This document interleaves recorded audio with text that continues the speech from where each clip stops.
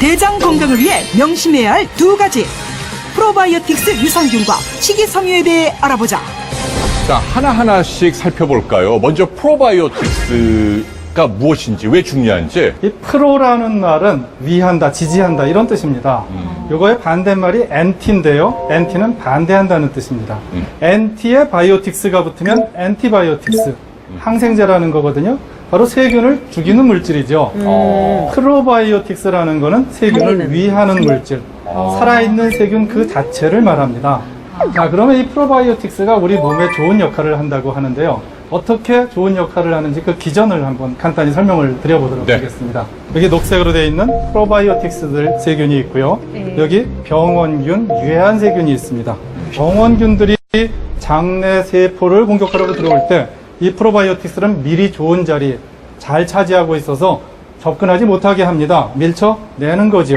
또 한 가지, 프로바이오틱스는 점액을 활성화시킵니다. 점액 분비를 많이 하게 해요. 점액이라는 거는 이 장내세포에 옷처럼 입혀져 있어서 보호하는 물질이거든요. 또 한편으로 이 장내세포가 좋은 면역 물질들을 낼 수 있게 그 균형을 맞춰주는 역할도 합니다. 어우, 다양한데요. 근데 우리가 보통 알고 있는 유산균하고 프로바이오틱스하고는 어떻게 다르죠, 개념이? 프로바이오틱스 뭐라고 얘기했습니까? 우리 몸을 이롭게 하는 세균들을 모두 모아서 하는 얘기죠. 대표적인 프로바이오틱스 유산균이 있고요. 또 효모 같은 것들도 있습니다. 네, 그런데 유산균이 워낙 유명하다 보니까 우리가 주로 유산균에 초점을 맞추게 되는 거죠. 그러네요. 네, 섬유소는 어떤 역할을 하는지 설명해 주십시오. 지금 장종균 교수님께서 프로바이오틱스라는 것이 생명을 위하여라는 이름을 가진 세균이라고 그랬어요. 그 세균이 살아야지 그 일을 할 수가 있겠죠. 그러려면 먹이가 있어야 돼요. 그 먹이가 바로 식이섬유라고 하는 겁니다. 그러니까 식이섬유를 잘 먹어주면 변비도 예방할 뿐만 아니라 변비가 예방이 되면 대장암도 예방이 되겠죠. 실제로 2011년에 미국의 암연구소에서 섬유질이 많은 통곡물을 먹었더니 고혈압, 당뇨, 여러 가지 암들을 예방하는 효과가 있었다고 발표를 했어요. 그러니까 좋은 균도 필요하지만 결국은 그 먹이인 식이섬유를 잘 먹어야지만 이렇게 프로바이오틱스가 많아지겠네요. 세균과의 동거가 나를 살린다. 당신의 변속, 세균의 무게를 아십니까? 자, 오늘의 주인공이죠. 지금 막 장에서 할 일을 마치고 밖으로 막 나왔습니다. 자, 좀 지저분해 보이지만 한번 이 속으로 들어가 볼까요? 자, 이 친구 여러분 누군지 아십니까? 예, 어린이들이 좋아하는 만화 영화 호빵맨 속에 나오는 세균맨이죠. 호빵맨이 이 세균맨을 무찌르면은 어린이들은 환호성을 지릅니다. 왜 그렇습니까? 이 세균맨이라는 것은 우리 몸에 병을 옮겨주고 우리 몸을 아프게 하는 나쁜 존재로 생각하기 때문입니다. 그렇다면 이 세균맨들 우리 몸속에서 싹 없애버려야 할까요? 그렇지 않습니다. 제 대답은 노입니다. 자, 왠지 그 이유를 한번 살펴보도록 할까요? 우리 몸에 면역세포가 있습니다. 그 면역세포의 70에서 80%는 우리 장 속에 존재합니다. 만약에 이 세균들이 없는 경우에는요, 이 우리 몸 안에 있는 면역세포들이 훈련받을 수 있는 기회를 잃어버리게 돼요. 그러다 보면은 나중에 성인이 됐을 때 밖에서 이상한 외부 자극이 조금만 들어와도 거기에 예민하게 반응을 합니다. 우리 몸 안에서 세균들과 함께 어울리면서 어린 시절부터 잘 살아나가지 못하면 바로 그 관용성을 잃어버리는 거예요. 이 면역 반응이라는 것 상당히 중요합니다. 여러분들, 우리 변 속에 세균이 어느 정도 무게인지 혹시 아십니까? 장 안에 있는 세균 무게는 무려 1.5kg이나 됩니다. 대변의 40%가 세균 무게입니다. 아이고야. 이것도 처음 하는 사실이죠. 자, 그렇다면 세균은 그 개수가 얼마나 될까요? 우리들은 태어날 때, 아기였을 때 대략 10조 개의 세포로 이루어져 있습니다. 성인이 돼서 자라면은 이게 50조에서 70조 개 정도로 늘어납니다. 그런데 우리 뱃속에 있는 세균의 개수는 무려 100조 개가 넘습니다. 거의 주객이 전도됐죠? 우리 몸속에 있는 세포 개수보다도 더 많은 세균들을 우리들은 거느리고서 살고 있는 겁니다. 여러분들 이 영화 잘 아시죠? 좋은 놈, 나쁜 놈, 이상한 놈. 오빠 이상한 놈이다. 바로 유익균, 유해균, 그리고 중립균인 거죠. 유익균들이 어떤 일을 하는지 한번 살펴보도록 할까요? 이 유익균은요, 먼저 우리 몸에 있는 유해균을 쫓아냅니다.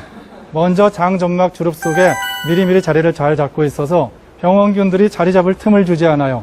또 자기 자신이 병원균을 물리치는 박테리오신 같은 좋은 물질을 만들기도 합니다. 자, 유익균 중에 대표적인 것 유산균은 잘 아시죠? 유산균은 접산을 합성합니다. 이게 우리 장벽을 자극합니다. 그러면은 장의 연동운동이 활발해지거든요. 소화 잘 되죠. 변비도 없애주고 설사도 없애줍니다. 대신 유해균이 막 성장을 하면 어떻게 되겠습니까? 유해균은요, 그 내부의 성분에 엔도톡신, 내 독소라고 하는 독소를 갖고 있어요. 장 독소가 스며들면은 그게 우리 몸속에 들어가서 폐혈증이 될 수도 있습니다. 여러분들 B형 간염 바이러스가 있는 분들 간경변 잘 생기고 간암 잘 생기는 거 아시죠? B형 간염 바이러스가 있는 분들 중에서도요, 특히 장 내에 유해균들이 많은 분들이 바로 이런 간경변들이 잘 생긴다는 겁니다. 마지막으로 이상한 놈 차례죠? 네. 여러분들 비만이나 아토피 같은 질환들도 이 장내 세균과 관련이 있다는 거 알고 계십니까? 왜냐하면 이 비만 세균들이 우리가 섭취한 영양분에서 아주 많은 열량들을 굉장히 효율적으로 뽑아내는 거예요. 그렇게 해서 뽑아낸 열량들을 우리 몸에다가 차곡차곡 쌓아놓는 거죠. 그렇게 해서 비만이 되는 겁니다. 우리 사람과 세균이 전혀 남남이고 상관이 없을 것 같죠. 그런데 어떻습니까? 장내의 세균들은 인간이 없으면 살 수가 없죠. 장내 세균이 없다면 우리들 사람들도 살 수가 없는 겁니다. 결국 세균의 입장에서 보면 우리 인간이라는 것 자체가 하나의 생태계인 겁니다. 우리 몸과 우리 몸속에 있는 세포 그리고 세균들이 사이좋게 잘 살아가기 위해서는 바로 우리 몸 안에 있는 세균들의 균형을 잘 맞춰줘야 합니다. 이렇게 세균들 간의 균형을 맞춰주는 것, 바로 그 관건은 우리가 먹는 음식 속에 있습니다. 늘 제가 살이 쪄 있다라는 게 만병의 근원이라는 불안함이 있잖아요. 근데 늘 밥 먹을 때마다 내가 뭘 그렇게 많이 먹어서 이렇게 살이 쪘어라는 억울함이 있었잖아요. 그런데 아까 말씀 듣고 보니까 장에 있는 세균 때문에 살이 찔 수도 있고 세균 때문에 제가 살이 찔 수가 있었나? 이런 생각도 좀 들어서 저는 이거 좀 놀라워요. 네. 예, 기본적으로요, 우리가 먹으니까 살이 찌겠죠. 안 먹는데 살이 찌겠구나 아니겠지만. 아니, 그래도 제가 이 지경이 되도록 많이 먹진 않은 것 같아서 그래요. 이 비만의 한 30% 정도는 장내 세균하고 관계가 있다는 게 그러네요. 요즘 나오는 연구 결과예요. 유산균 잘 챙겨 먹으면 예. 살도 빠지겠네요, 그럼. 우리가 이 음식을 먹으면은요, 비만 세균은 열량을 아주 잘 뽑아내 갖고 사람한테 축적을 시킵니다. 또 이 비만 세균들은 우리 몸속의 신진대사를 억제를 시키거든요. 그러면 결국 사람의 몸속에는 지방이 축적이 되는 거죠. 제프리 고돈이라는 유명한 박사님이 계세요. 이분이 처음에 뚱뚱한 분한테서 나온 균들, 그 다음에 마른 분들한테 나온 장내 세균들을 쥐한테 집어넣어 줘봤어요. 네. 그 다음에 그 쥐들한테 똑같은 음식을 줬습니다. 그랬더니 비만인 분들한테서 균을 받은 쥐들은 뚱뚱해지는 겁니다. 아이고. 마른 쥐들한테 나온 건 마르고요. 신기하잖아요? 이야. 신기하네. 그럼 그 이렇게 얘기는 그럼 마른 사람의 똥과 비만인 사람의 똥이 다르다는 거예요? 뭐 똥을 받아서 확인해 볼 수도 없고. 그렇다는 얘기인가요? 예. 변의 절반이 세균이니까 당연히 차이가 있죠.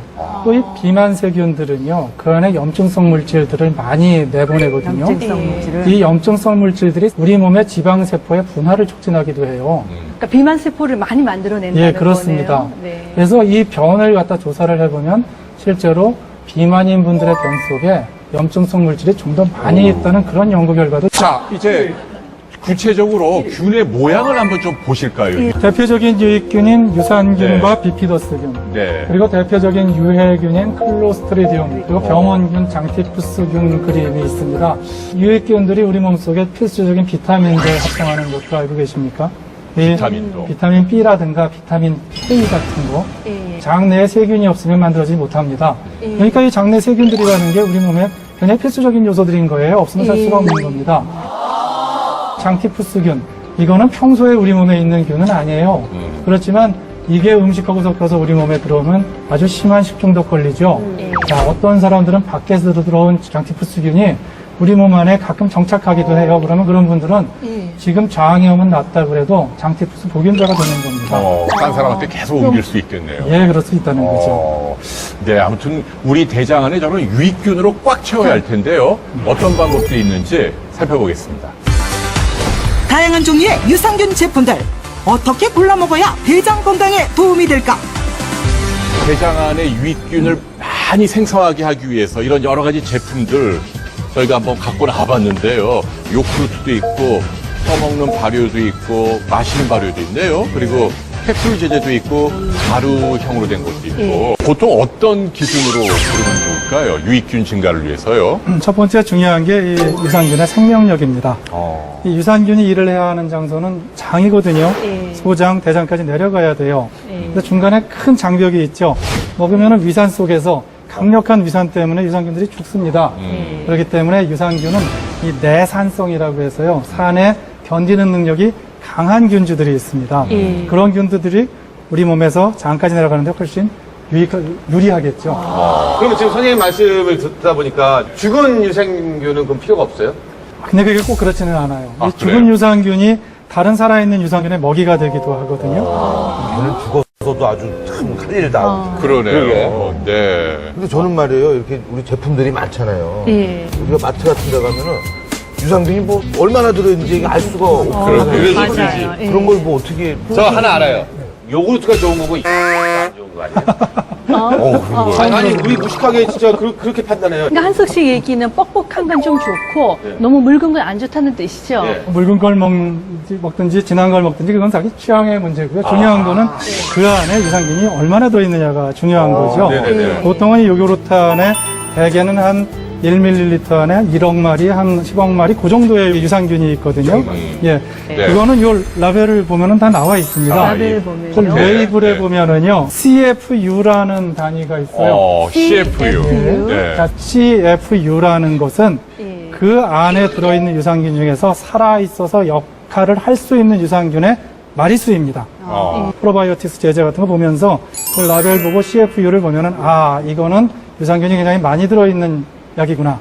또 이거는 유산균이 굉장히 별로 안 들어있는 약이구나 하는 거 알 수 있을 겁니다. 네. 뒤에 이렇게 보니까 여기 세균수가 적혀 있어요. 뭐라고요? 프로바이오틱 유산균 1억 마리 이상. 1억 마리 이상이고 네. 30 빌리언이 뭐예요? 10억 개니까 30빌리언이면 300억 개라는 얘기네. 우와. 네. 어마어마하네. 아니 네. 그럼 하루에 얼만큼의 마리수를 먹어야 그러니까 이게 높은 게 좋은 건가요? 그럼 CFU 숫자가? 권장량이 있긴 있습니다. 네. 대개 하루에 한 1억에서 100억 마리 정도를 권장을 하는데요. 그렇다고 해서 이 100억 마리가 상한선은 아니에요. 그 이상 먹으면 잘못된다 이런 뜻이 아니고요. 문제는 그렇게 많아지면 비싸지죠. 그게 문제일 겁니다. 그렇게 몸에 들어가서 좋은 유익균인 유산균을 먹잖아요. 그런데 이거를 언제 먹는 게 좋은 건지요? 간단히 얘기해서 이거를 공복 시에 먹을 거냐, 그렇죠. 아니면은 식사하고 같이 먹을 네. 거냐, 둘 중에 하나일 텐데요. 유산균이 안에 들어가서 작용하려면 위산을 극복해야 한다고 했잖아요. 대개 보면은 공복 시에 위산이 낮습니다. 그렇기 때문에 차라리 이 유산균은요, 차가운 물하고 해서 공복 시에 먹으면은 그냥 위에서 그저 한 20-30분 있다가 치비장으로 넘어가거든요. 그래서 미지근한 물보다 차가운 물이 더 좋나요? 뭐 차가운 물이 더 좋고요. 뜨거운 물은 안 되죠. 이거 그렇죠, 살아있는 균이니까 죽으니까. 균이 죽습니다. 또 한 가지 고려할 게 사실이 있어요. 네, 뭔가요? 유산균이 하나만 딱 있는 게 아니거든요. 유산균 안에는 균주라고 해서 한 20-30가지 이상 돼요. 그런데 각각의 균주에 따라서 어떤 균은 설사에 잘 듣고 어떤 균은 변비에 잘 듣고 어떤 균은 염증성 장질환에 잘 듣고 그렇기 때문에 이런 질환의 증상을 호전시키기 위해서 우리가 뭔가를 먹을 때는 거기에 맞는 유산균 균주를 선택해야 하는데 이왕이면은 다양한 균주들이 좀 많이 섞여 있는 그런 유산균을 선택을 하면은 그만큼 안전하다고 얘기를 할 수가 있겠죠. 선생님 질문이 있습니다. 네. 그 유산균은 변비약입니까? 왜냐면 변비 걸릴 때 유산균을 먹으면 나온다 이런 생각을 많이 하거든요. 예? 다들 그렇게 알고 있죠, 여자분들 특히. 예. 실제로 많은 분들이 이 변비가 있을 때 요구르트 먹으면 좋다 이런 분들 많이 있습니다. 하지만 유산균 자체는 변비에 도움이 되기도 하고요. 설사에 도움이 되기도 합니다. 그래서 거기에 맞는 유산균 잘 드시면은 다 도움이 되는 겁니다. 설사와 변비 둘 다 도움이 된다라는 게. 대장을 건강하게 하는 음식 두 번째, 당신의 변을 만드는 레시피 식이섬유. 자, 앞서서 장동경 교수님께서 말씀하셨듯이 우리 몸에 나쁜 균보다 유익한 균을 잘 키우려면 어떤 먹이를 줘야 할까요? 좋은 똥을 잘 만들어주는 재료이면서 제6의 영양소라고도 불리는 바로 섬유소예요. 섬유소예요. 식이섬유가 뭘까요? 똥 싸는데 편하게 해주는. 네. 자, 식이섬유 우리가 굉장히 많이 들어봤어요. 근데 정확하게는 또 뭐지? 잘 모르는 경우도 많이 있거든요. 뭐냐 하면 우리 몸에서는 소화 흡수가 되지 않는 거예요. 소화 흡수가 되지 않는 섬유질의 일종을 우리가 식이섬유라고 부르거든요. 이것이 주로 어디에 들어있냐 하면 식물 세포를 구성하는 세포벽에 주로 식이섬유가 많이 있거든요. 이게 옛날에는 우리 몸에서 소화 흡수되지 않는다는 이유로 해서 좀 괄시받던 영양소예요. 지금은 우리가 제6의 영양소다 이렇게 굉장히 중요하게 생각을 하죠. 그런데 이 식이섬유에는 두 가지 종류가 있어요. 하나는 물에 잘 녹는 수용성, 또 하나는 물에 잘 안 녹는 불용성 식이섬유가 있어요. 제가 그걸 설명을 좀 해드릴게요. 보시면 요거 음식점에 가시면 몇 번 받아보신 분들 있으시죠? 박하사탕인 줄 알고 입에 넣으시는 분들 제가 봤어요. 이것을 수용성 식이섬유라고 생각을 해보면 수용성 식이섬유는 우리 몸속에서 물을 쫙 빨아들이는 역할을 해요. 한번 물을 부어볼게요.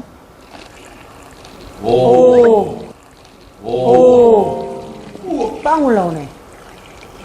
요걸 잘 보시면 작고 단단했던 것이 크고 부드러워졌다는 거예요. 다시 말하면 수용성 식이섬유를 많이 먹으면 우리 변이 이렇게 작고 단단하던 것이 크고 부드러워질 수 있다는 거거든요. 이해가 되시죠? 이것은 또 하나 뭐냐면 우리 몸속에 장 속에 들어있던 안 좋은 독소나 이런 것들을 희석하는 효과를 가질 수가 있어요.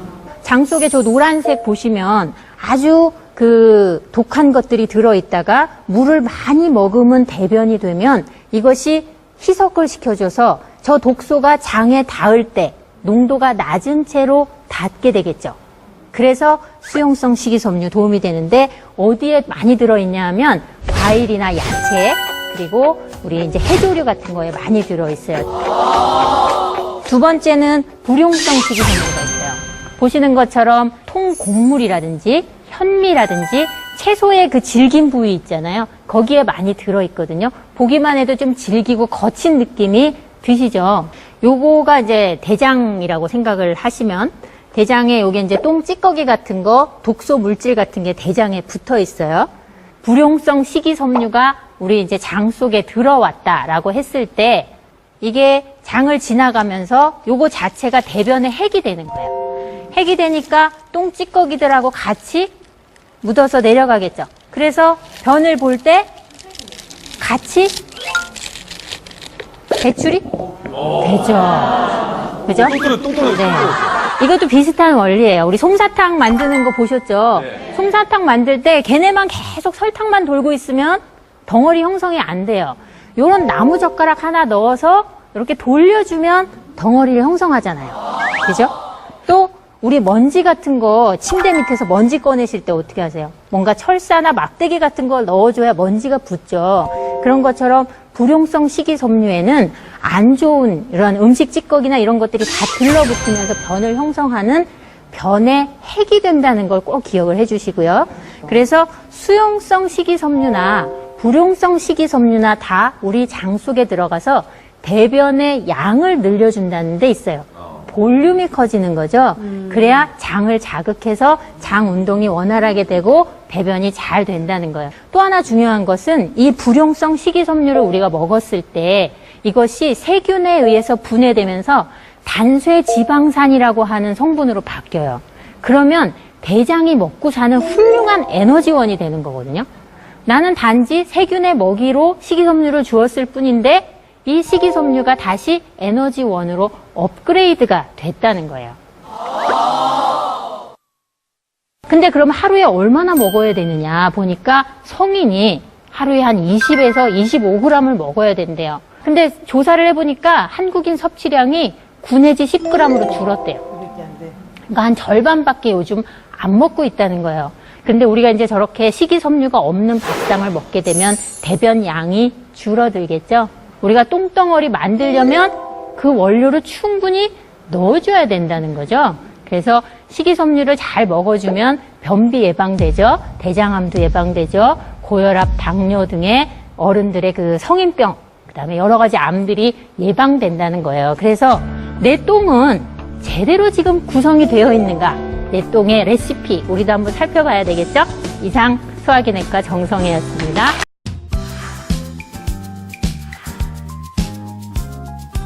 오늘은 프로바이오틱스에 대해 말씀드리겠습니다. 요즘 프로바이오틱스라고 많이 들어보셨지요? 쉽게 말해 우리 건강에 도움이 되는 유익한 균을 프로바이오틱스라고 하는데요. 우리말로는 유익균입니다. 사람의 장 속에는 무려 100조 개가 넘는 세균들이 살고 있는데요. 그 무게만 해도 1에서 1.5kg이나 된다고 합니다. 그러니까 대변의 절반가량이 세균 덩어리인 거죠. 이들 세균 안에는 유익균과 유해균이 서로 공존을 하고 있는데요. 건강을 위해서는 장 속에서 이 유익균, 프로바이오틱스를 늘려주는 것이 정말 중요합니다. 여러분들은 장에 대해서 어떤 생각을 가지고 계세요? 그냥 변이나 통과하는 곳? 많은 분들이 그렇게 시시한 장기라고 알고 있던 이 대장이 지금은 너무나 중요한 장기가 됐습니다. 우리 건강에 있어서 무엇보다 중요한 게 면역인데요. 그 면역세포의 대부분인 80%가 모두 장에 존재합니다. 그 이유가 장 안에 너무나 많은 균들이 살고 있기 때문이죠. 또 보면 이제는 장을 제2의 뇌라고 합니다. 너무나 중요한 호르몬들이 뇌 못지않게 장에서 많이 분비가 되기 때문이죠. 우리가 행복을 느끼는 행복 호르몬 세로토닌도 뇌보다는요, 장에서 훨씬 더 많이, 세로토닌의 90%가 바로 장에서 만들어집니다. 우리가 유익균이 줄어들면 세로토닌 형성도 줄어들고, 그러면 나는 화도 나고 우울하고 짜증도 생기게 되지요. 그러니까 사람의 행복도 이 장이 좌지우지한다라는 뜻입니다. 자, 그런데 지금 한국인들의 대장 건강이 예전 같지 않습니다. 불과 4년 만에 한국인들의 대장암 발병률이 전 세계 1위가 됐는데요. 지금 인구 10만 명당 45명의 대장암 환자가 생기고 있습니다. 자, 그뿐만이 아니죠. 아마 작년에 이 가수 윤종신 씨가 크론시병으로 한번 세간의 주목을 받았습니다. 크론시병은 염증성 장질환의 일종인데요. 우리 장 속에 만성적인 염증이 있으면서 가끔씩 피가 나기도 하고 궤양이 생기기도 하고 심하면 천공이라고 하는 구멍이 나기도 하는 그런 질환입니다. 예전에는 이런 염증성 장질환이 희귀질환이다라고 생각을 했었는데 최근 연구를 해봤더니 우리나라에도 이 희귀질환이라고 알려진 염증성 장질환을 앓고 있는 분들이 무려 4만 7천 명이나 된다라고 합니다. 자, 그렇다면 우리는 어떻게 장을 지킬 수 있을까요? 제가 생각하는 장을 위한 가장 강력한 수단 중 하나는 프로바이오틱스의 양을 장 안에서 늘려주는 것입니다. 자, 그렇다면 프로바이오틱스는 우리 건강에 어떤 도움을 줄까요? 자, 첫 번째는 누구나 인정하는 아주 명백한 효과입니다.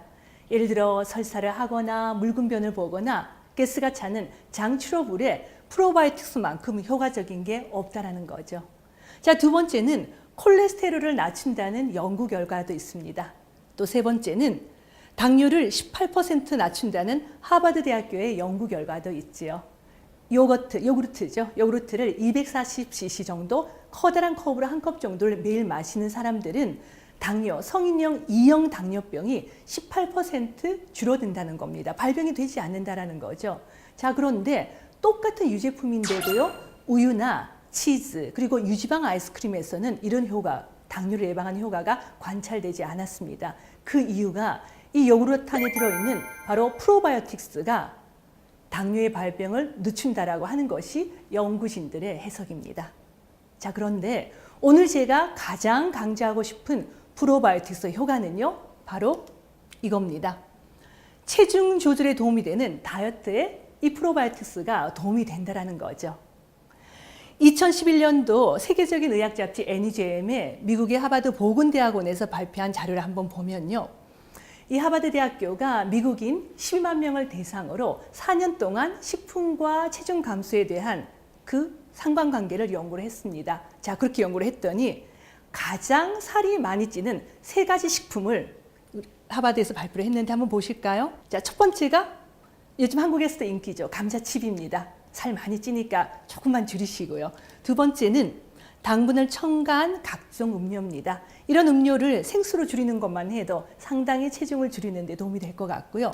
자, 세 번째는 역시 포화지방이 많은 육류가 선택이 됐네요. 자, 반면 가장 살을 잘 빠지게 하는 식품은 어떤 것들이 있을까요? 한번 보시면 견과류, 과일, 요구르트, 통곡류, 채소, 정말 우리가 흔히 건강에 도움이 된다고 알려져 있는 이런 음식들인데요. 자, 그러면 이 5가지 식품 중에서 살을 빼는 데 가장 도움이 되는 식품은 어떤 식품일까요? 한번 맞춰보세요. 채소? 네, 저도 그럴 거라고 생각을 했는데 의외로 그 답은 요구르트입니다. 그리고 2위가 견과류, 3위 과일, 통곡류, 채소의 순위였는데요. 자, 의문이 드실 거예요. 당분이 들어있다고 알려져 있는 이 요구르트가 가장 살을 많이 빠지게 하는 식품이라는 거 의외지요. 그 이유가 바로 요구르트 안에 들어있는 프로바이오틱스가 우리 장 안에는 비만세균이라는 게 있거든요. 그런 비만세균의 활동을 줄여주고 지방대사를 촉진한다는 사실을 알게 된 겁니다. 자, 그렇다면 우리는 어떻게 이 프로바이오틱스를 섭취하는 것이 좋을까요? 프로바이오틱스의 가장 좋은 공급원은 아무래도 발효식품이죠. 된장, 김치, 요거트 이런 식품들입니다. 자, 그런데 보시면요. 김치는 아시는 것처럼 짜다는 게 문제가 있죠. 나트륨이 많습니다. 두 번째, 된장은 우리가 프로바이오틱스는 끓이게 되면 열에 약하기 때문에 금방 죽어버리죠. 그래서 사실 식품으로는 프로바이오틱스를 섭취하기에 가장 좋은 음식이 바로 요구르트입니다. 프로바이오틱스를 제제, 그러니까 건강기능식품의 형태로 먹는 것도 저는 추천을 드리고 싶습니다. 미국인들의 9.9%, 그러니까 10명 중 1명이 이미 프로바이오틱스를 여러 가지 캡슐이나 이렇게 건강식품의 형태로 이미 복용을 하고 있지요. 자, 프로바이오틱스 어떤 제품을 선택하는 것이 좋을까요? 제가 4가지를 요약을 해봤는데요. 첫 번째는 균종입니다. 좋은 유익균의 균종은 굉장히 다양한데 세계보건기구가 그 기능성과 안전성을 인정한 균종은 2가지죠. 바로 락토바실러스와 비피더스입니다. 우리가 전쟁을 치러봐도요, 육군은 땅에서 잘 싸우고 해군은 바다에서 잘 싸우는 것처럼 우리가 장이라고 하는 게 소장과 대장으로 나뉘어져 있지 않습니까? 락토바실러스는 소장에서 잘 활동을 하는 균종이고요. 비피더스는 대장에서 잘 활동을 하는 균종이기 때문에 유산균 제제를 선택하실 때는 이 2가지 균종이 들어있는지를 꼭 확인해 보십시오. 자, 두 번째는 이왕이면 충분한 양이 들어있어야 됩니다. 유산균이라고 하는 존재가 위산에도 약하고 담소산에도 약하기 때문에 장까지 살아서 많이 가야 하거든요. 식약처에서 그 기능성을 인정한 프로바이오틱스의 수는 1억 마리부터 기능성이 인정이 됩니다. 하지만 이왕이면 한 캡슐당 100억 마리 정도 충분히 들어있는 제제를 선택을 하는 것이 좋을 것 같습니다. 자, 세 번째는 사람을 대상으로 그 효능과 안정성에 대한 임상시험이 있어야 되지요. 내가 유산균을 먹었을 때 무슨 걱정을 하세요? 내가 먹었는데 장까지 살아서 가는지 그게 걱정이시잖아요. 위산 뚫고 담소산 뚫고 장까지 살아서 갈 수 있는 그런 힘이 있는 검증이 된 균종을 찾으시는 것이 좋습니다. 자, 마지막으로 요즘 화제죠? 유산균의 먹이인 프리바이오틱스가 함께 함유되어 있는 제제를 선택하십시오. 흔히 말해서 식이섬유를 말하는데요. 우리가 유산균, 유익균만 먹는 것보다 프리바이오틱스라고 하는 식이섬유를 함께 먹어주면 장 속에서 훨씬 더 유익균이 많이 생기기 때문에 이왕이면 식이섬유가 함께 들어있는 제제를 선택하는 것이 좋습니다. 자, 오늘은 프로바이오틱스가 왜 중요한지 그리고 어떤 효능이 있는지에 대해 말씀드렸습니다. 감사합니다.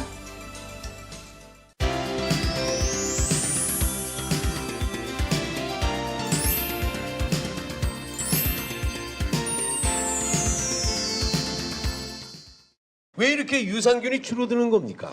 이게 다 자기 생각만 해서 그래요. 예. 그러니까 상대방 입장을 생각하면은 이게 해결이 되는데 예. 내가 좋아하는 음식 말고 유산균들은 과연 어떤 음식을 좋아할까라고만 생각한다면 유산균이 원하는 음식을 우리가 줬을 때 내 건강이 지켜지는 거죠. 그러니까 내 욕심, 내 그거보다 장내 좋은 균들이 증식할 수 있도록 내가 음식을 먹어야 되겠다 이렇게 얘기를 해야 되고요. 그리고 태어나면 처음으로 폐호흡을 할 때 그때 들어간 균들이 어떻게 자리 잡았냐에 따라서 내 면역이 결정이 되는 상황인데 그때 유산균이 굉장히 중요하겠죠. 그때 안 좋아지면 여러 가지 면역 질환이 누구는 왜 늘 감기를 달고 산다. 이런 것들의 차이는 있잖아요. 그러니까 분명히 그 면역을 초반에 결정하는 데 있어서는 장내 균들을 제대로 채우는 게 중요하고 나이가 드실수록 유산균 수가 줄고요. 그리고 스트레스를 받으면 장벽에 있는 여러 가지 그 면역 글로불린 같은 것들이 활성화가 떨어지면 유해균들이 더 증가하게 돼 있어요. 그래서 스트레스를 받는 순간 유산균을 보충하는 건 의미가 있지만 스트레스를 받았을 때 술과 여러 가지 우리 가공식품을 먹으면 유산균은 점점 떨어지게 되거든요. 예, 이제 그런 것들이 문제. 요구르트 광고를 보면 말이죠. 유산균이 살아서 장까지 내려간다 이런 광고가 있잖아요. 네. 그럼 그런 거 많이 먹으면 되겠네요, 그죠? 네, 그렇지만 이제 그 우리가 많이 다뤘던 부분 중에 이제 당류가 많으면 우리가 지금 그 시판된 요구르트를 딱 먹었는데 너무 맛있으면 너무 달달하면 그렇다면 아 진짜 요구르트 유산균은 따로 먹어야 되겠다 생각을 좀 하는 게 보통은 맞습니다. 네, 당분에 대한 문제가 있기 때문에 그리고 장내에서 오래 장까지 살아나가려면 우리가 유산균도 식물성 유산균, 동물성 유산균으로 나눌 수 있습니다. 그래서 식물을 잘 분해하면 나오는 유산균, 또 동물을 잘 분해하는 유산균들이 있는데 상대적으로 식물성 유산균이 장까지 오래 가서 살고 동물성 유산균들이 조금 이제 적게 살고 있는 이제 그런 추세가 있고요. 그리고 식습관에 따라서 서양인들은 고기를 많이 먹었다고 치면 서양인이 오래 살려면 자동으로 이 장 속에 고기 잘 분해하는 유산균들이 서식을 해야죠. 그래야 살죠. 분해를 못하면 흡수가 안 되니까. 그러면 채식 많이 하는 사람한테는 채소 잘 분해하는 유산균들이 자동으로 살겠죠. 이제 그런 차이가 사실 동서양의 차이가 있을 수 있고 우리나라 같은 경우는 한국인들이 채식 비중이 좀 많았으니까 지금은 이제 혼용이 되고 있지만 장 길이가 상대적으로 길어요. 초식 동물들은 좀 길고 육식은 고기에 여러 가지 독성 성분들이 많으니까 장을 짧게 해서 빨리 변으로 내보내기 위해서 장 길이가 좀 짧은 경향들이 있습니다. 그래서 한국인의 장 길이가 서양인보다도 한 80cm 그리고 동남아인들보다도 한 40cm 더 긴 것으로 확인이 돼서 이렇게 장이 길면 노폐물이 머무는 시간이 길죠. 우리가 위암이나 대장암이 걸리는 가장 큰 이유 중에 하나는 오래 머물러서 접촉 시간이 길어서 생기는 거예요. 네, 그러니까 적당히 있다가 다음 순서로 내려가지 않으면 암 생길 가능성이 크니까 오래 머물게 하는 음식들이 결국은 암 발생을 높일 수 있다. 위대장암의 경우는 이제 그렇습니다. 그래서 이런 유산균들이 잘 자리 잡고 있으면 그걸 분해해서 오래 머물지 않게 해줄 수 있잖아요. 예, 이제 그래서 유산균이 중요하고 우리나라 같은 경우는 김치나 된장이나 동치미 같은 좋은 식물성 발효 음식들이 있으니까 거기에 있는 이제 유산균들은 식물성 유산균이니까 굉장히 오래 살 수 있고 동물성 유산균에 비해서는 한 소화력도 많게는 400배 이상 높아서 장이 긴 한국 사람한테는 아주 필수적인 유산균이 또 식물성 유산균이라고 할 수 있습니다. 그 전에는 저는 장은 그냥 대변을 만드는 하나의 장기라고만 생각을 했었거든요. 그러니까 장 건강에 유산균이 너무 중요하니까 또 이게 그 면역력하고 바로 그 연관이 있다. 이런 그 결론이 나는 얘기죠. 네, 우리 장내에는 이 좋은 균과 우리 몸에 나쁜 균이 비율이 여러 얘기가 있지만 85대 15 정도. 예, 이렇게 이제 비율로 균형을 이뤄야 이상적입니다. 그래서 나한테 싫어하는 균들은 무조건 없고 100대 빵이 아니라 적당한 유지가 있어야 얘네들도 하는 일이 있거든요. 그러니까 언제 문제가 생기냐면 유해균이 많아졌을 때 생기지 유해균이 있다고 생기는 건 아닙니다. 걔네들 성질을 건드렸을 때 우리 몸에 비로소 나쁜 거지 걔네들이 잠자코 있을 때는 우리 몸에도 도움이 됩니다. 그중에 유해균 중에 가장 우리 몸에 좀 해로운 대표적인 것들이 곰팡이균이죠. 그래서 우리가 음식을 먹고 호흡을 하고 몸속에서 여러 가지 균들이 들어오는데 유산균들이 많이 부족해질 때는 결국은 곰팡이균들이 이제 내가 한번 나가서 일해볼까 하면서 증가가 되면서 생기는 수많은 일들이 면역 저하, 이상하게 두통이 생긴다, 왠지 가렵다, 먹기만 하면은 머리가 아프고 또 관절이 아프다 이런 여러 가지 것들이 사실은 곰팡이균이 하고 있는 일들이 굉장히 많거든요. 그래서 이제 이런 비율을 맞추는 게 우리 건강에 아주 중요하다 볼 수 있겠습니다. 그렇다면은 좀 더 구체적으로 우리 몸속에 유산균이 어떤 역할을 하고 있는 건가 좀 자세히 좀 더 말씀해 주십시오. 네, 가장 기본적으로 여러분들이 제일 많이 아시는 거는 변을 잘 못 보니까 유산균을 먹자 이렇게 잘 기억을 하셨을 거예요. 근데 그건 이제 설사가 됐건 변비가 됐건 상관없이 장의 균형을 맞추는 거니까 둘 다 도움이 될 수 있고요. 일단 유해한 균들은 자기네들이 유해한 물질을 또 만들어내거든요. 그 생성을 억제시켜야 되겠고 또 콜레스테롤 같은 것들을 떨어뜨리는 역할도 하고 또 장내 독소 생산을 억제시키고 또 상대적으로 노화가 더디게 되는 노화 억제 작용도 할 수 있죠. 그리고 감기 증상을 완화한다는 것은 감기는 바이러스 때문이고 바이러스는 내 면역이 떨어졌을 때 바이러스는 언제나 들어올 수 있는데 내가 약할 때만 공격하는 거니까 치료는 바이러스를 죽인다가 아니라 내 힘을 강화시킨다겠죠. 그래서 그 강화시키는데 가장 중요한 것은 면역의 70%가 있는 장의 건강을 유지하고 있는 거다. 근데 뭐 보니까 요즘에는 장 건강을 위해서 변도 이식한다는 얘기를 제가 들은 적이 있는 것 같거든요. 네, 있습니다. 예. 변을 이식한다고요? 예, 옛날에 우리가 왜 개똥도 왜 약에 쓰려면 없다는 얘기 했었잖아요. 근데 사실 변에는 뭐 한 많게는 1억에서 1억 5천 마리 정도의 유산균들이 늘 빠져나가고 있기 때문에 새로 보충하는 게 의미가 있고 그 안에도 분명히 균들, 좋은 균들이 남아 있거든요. 그러니까 그 균들을 정말 먹을 수 없을 때는 먹는데 조금 정제되고 깨끗하게 만들어야 되겠죠. 그렇게 해서 그 대변을 항문을 통해서 이식하기도 하고 먹기도 하고 그렇게 해서 거기서 발생된 걸 가지고 배양시켜서 결국 유산균들을 만들기 때문에 변을 먹는다고 생각할 필요는 없죠. 네네. 네.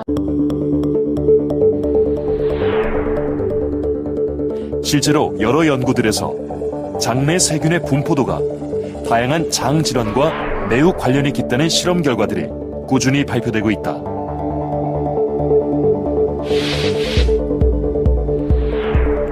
특히 유아의 경우 설사 초기에 프로바이오틱스를 섭취하면 증상이 완화되었고 과민성 대장 증후군의 경우는 설사를 줄이는 데 프로바이오틱스가 효과적이며 크론병이나 염증성 장질환이 있을 때도 역시 도움이 된다고 밝혀졌다. 장은 이제 gut-brain axis라고 해서 장과 그 뇌는 상당히 긴밀한 연관관계가 있습니다. 그래서 장에서의 여러 가지의 미생물 균총의 활동은 실제로 사람의 감정이라든지 다른 정신 질환하고의 연관성이 있습니다. 속이 편하면 정신이 맑아진다는 설은 이미 의학적으로도 입증된 사실이다. 우린 보통 뇌에서 호르몬이 생성된다 알지만 실은 행복과 불행을 결정짓는 호르몬은 우리의 장 속에서 만들어진다.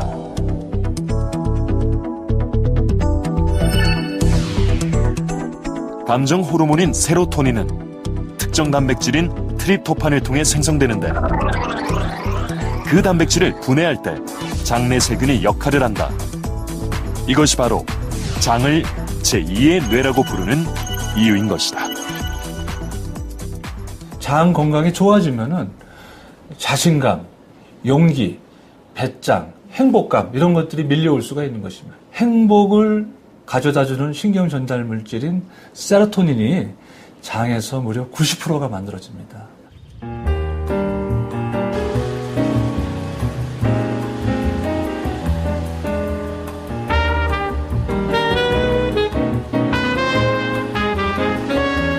덴마크에선 프로바이오틱스에 대해 어떻게 생각할까? 전국의 약국이 겨우 200개뿐인 덴마크. 극소수의 약들만 그 효능을 인정받는데 놀랍게도 이곳에서 프로바이오틱스는 흔히 처방되는 약 중 하나다. 일부 특정 환자에겐 필수로 권해진다. Der anbefaler vi jo folk, at de tager mælkesyreprodukter ind imellem antibiotika over hele kuren, og at de fortsætter, at efter kuren den er holdt op, i hvert fald 2 dage. Og der ved vi jo per definition, så er der stort set ikke nogen af vores patienter, der får problemer med mavetarmkanalen. 항생제는 장내 세균에 매우 치명적이다. 우리가 항생제를 먹으면 유해균은 물론 유익균까지 모두 죽게 되기 때문이다.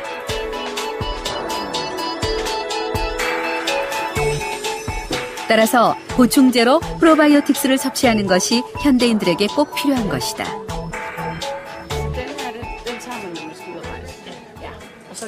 Jeg tager dem både selv, og så arbejder jeg også for en handicappet pige, som også får dem dagligt. Og det er jeg ret sikker på, det er sådan ligesom hjælper hende til at holde balancen i maven i orden, så hun kan få sin mad sådan ordentligt.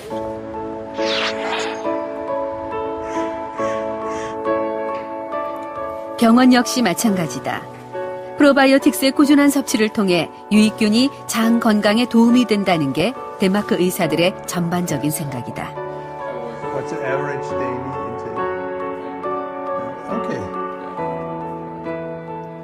So it's very typical. To get a healthy intestine, it's important to eat proper food without chemicals and supply the bacterial flow with healthy bacteria from certain fermented dairy foods or from supplements as probiotics.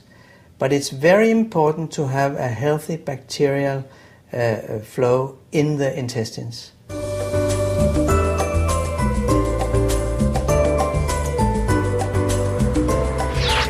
장내 세균에 대한 인식이 깨어있는 덴마크에선 프로바이오틱스 연구가 활발하다. 그중에서도 항암 단백질과 관련된 유전자 연구가 한창 진행 중인 덴마크 왕립공과대학교.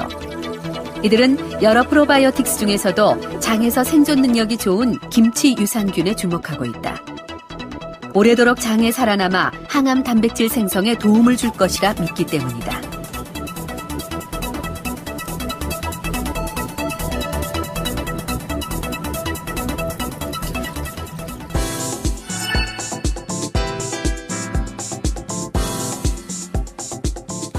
이들이 요즘 연구하는 실험은 다음과 같다. 우리 몸속에는 항암 단백질을 만드는 DNA가 있는데 이것을 추출해 김치 유산균에 삽입시킨다.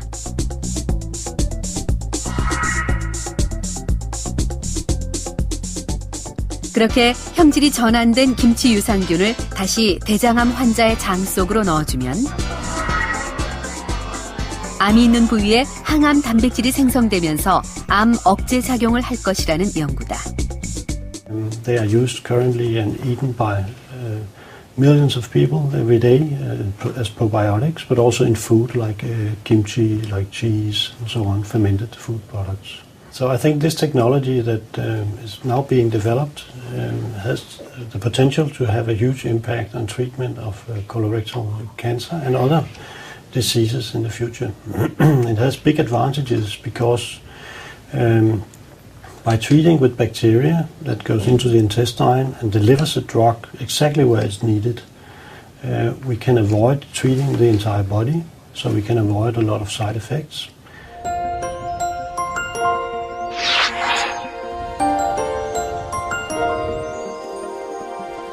올해 81살인 헨슨 씨는 프로바이오틱스를 먹은 후부터 한결 건강해졌다.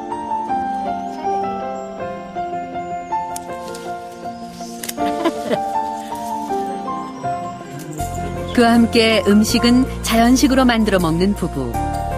해마다 라일락 꽃이 필 때면 이렇게 차를 만들어 발효시켜 마신다.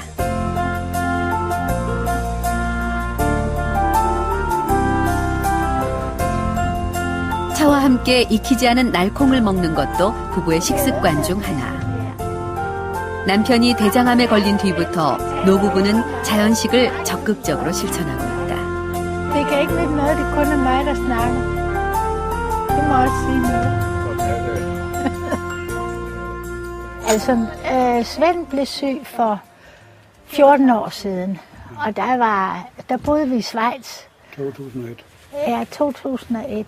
Og der blev han opereret og fik fjernet noget af tarmen og fik lagt en pose, sådan så afføringen kommer ud på maven i stedet for den anden vej. Begyndte Svend også for et par år siden at spise mælkesyrebakterier, ligesom jeg havde gjort før. Og det er vi tilfredse med, for vi synes, det giver mere ro i maven. Og 나이가 들고 남편에게 큰 병이 생기면서 비타민 등 건강 보충제를 먹기 시작한 부부. 프로바이오틱스도 그중 하나다.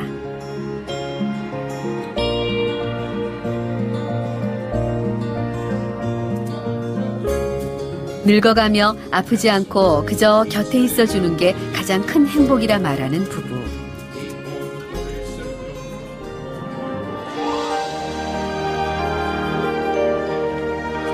둘 중 하나가 건강하지 않다면 소소한 일상도 이렇게 아름답지는 않을 것이다.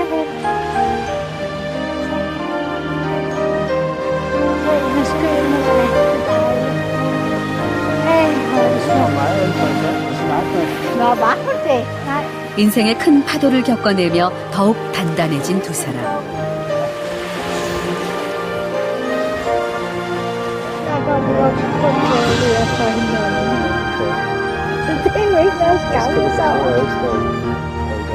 서로의 만남을 행운이라 여기고 살뜰히 챙기며 여생을 나누는 부부. 그렇게 이들은 건강한 노년기를 보내고 있다.